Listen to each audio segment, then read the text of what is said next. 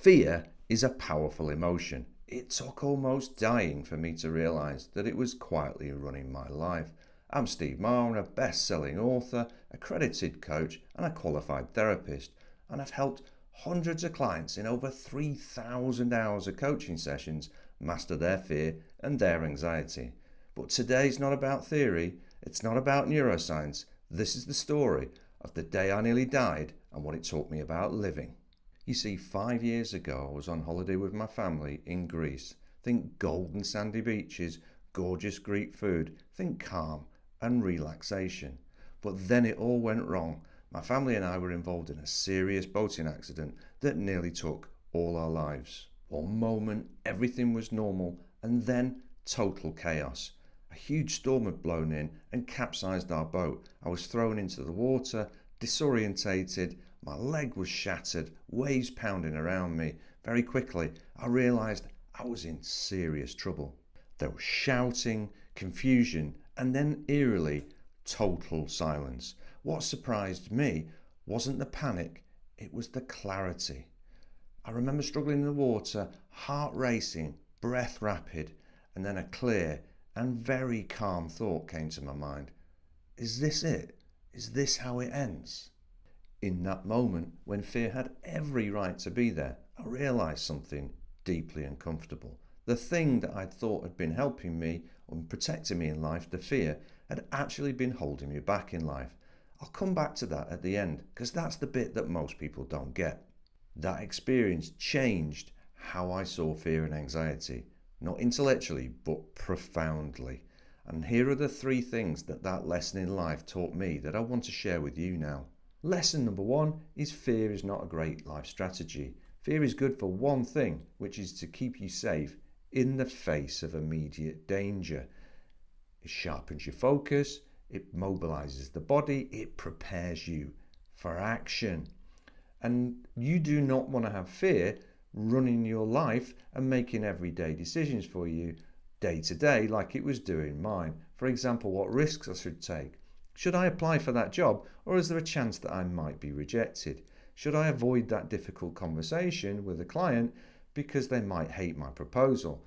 And should I put off my life dream? I always wanted to run my own business, but maybe now is not the right time. You see, the thing about fear is it says, not now, not yet, better safe than sorry. And what I realised in the face of that, when I was lying there in the water, that fear had been making all my decisions. Fear had been keeping me safe, far too safe. It stopped me living my life.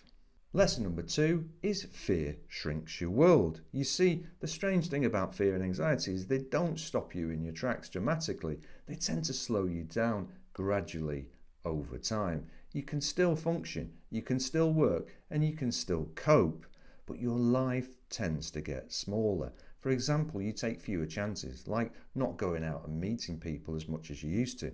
You delay things or put things off, like that project that you've been thinking about for a long time.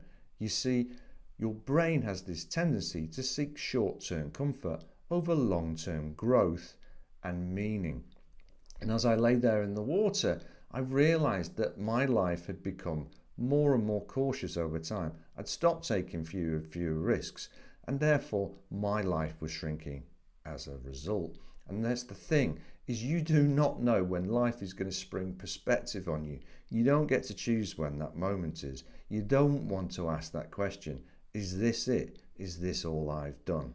Lesson number 3 is fear is a signal, not a stop sign. It isn't telling you to stop doing things, it's telling you to pay attention. The problem is most of us treat fear as a command rather than a message. When I started to realise this, I realised that fear was making all my decisions for me, and I started to ask the question, if fear wasn't around, what would I choose to do differently? So for example, in my relationships, was I being truly and honest with those around me, like my friends and family, or could I actually start to be truthful and honest? Work-wise, was I in a job that I actually enjoyed doing, or was I just going through the motions and doing what I'd always done and staying in my comfort zone? And then in terms of my sense of purpose, well, what was my purpose? What was I on the planet for? What am I doing that I'm actually proud of? Because those things, they seemed a long way in the dim and distant past. Earlier, I mentioned there was that moment in the water that stayed with me. It wasn't the fear of dying, it was the thought, well, if this is it, have I really lived my life as fully as I'd want to? And that was harder to face than the water, harder than the physical pain, harder than the sense of panic. And that's why I do the work that I do now. If you're watching this and you're struggling with your anxiety, you feel stuck or fear is holding you back, there's nothing wrong with you. Fear is trying to do what it evolved to do, but you get to decide whether your fear protects you or imprisons you.